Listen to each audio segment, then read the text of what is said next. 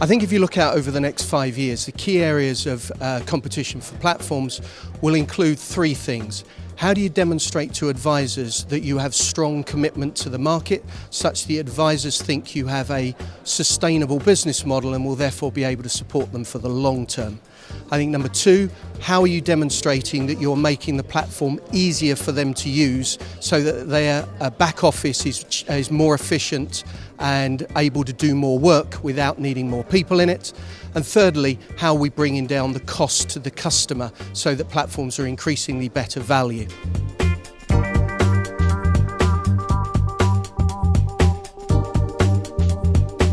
Well, I think it's really interesting actually. So co-funds is a business which on average has been falling in size in the amount of new business it's been writing over the last few years. Since Aegon's commitment to invest in the business, that's turned around quite significantly, and actually the amount of business being written by co-funds and the number of advisors using co-funds has been rising. So actually I think the first thing about the technology migration is it shows a commitment to the platform that advisors are benefiting from.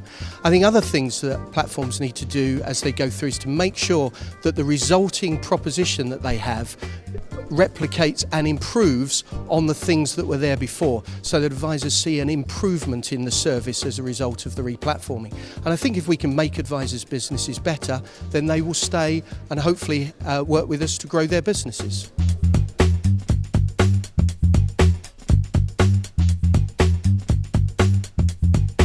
Well, I think ad valorem charging, BIPS-based charging, is something that this industry has as a normal way of working.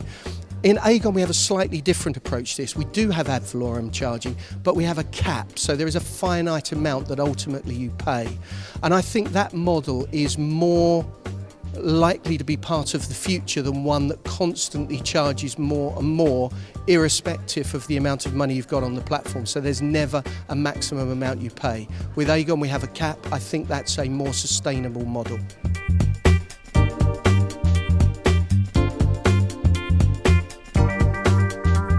Well, I think platforms that can afford to run a strong face-to-face business development team or relationship manager team are working really closely with their advisors, certainly the big advisors that use their platform. Aegon, for example, got more than 100 face-to-face relationship managers working with advisors. So I think for those firms, I think firms are working well with their advisors, telling them about what's going on.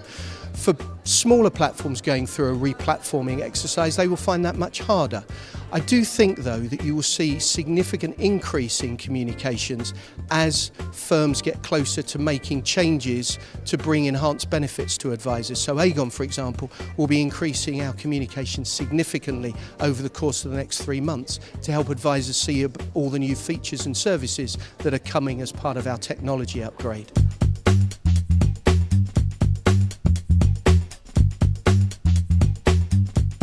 Well, I think there'll be less of them. I think there will be 3, maybe 4 very big ones. I think there will be maybe 10 small premium priced platforms. I think platforms will find they'll be less likely to be owned by a company that also does distribution and investment management. So I think vertically integrated platforms will be less frequent, and I think they will have a much higher degree of usability. They'll be easier to use than they are at the moment, and they'll create more value, and they'll be more integrated with back office systems than they are today.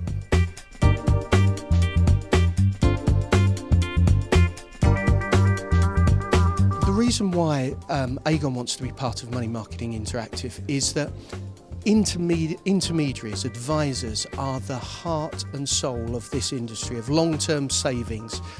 Advisors are the future of this sector, and Money Marketing Interactive provides a vehicle by which advisors can come together, they can network with each other, they can find out about changes currently coming through in the market, but also they can start to think about how the market might shape and be stimulated by other people's bringing their thinking to bear.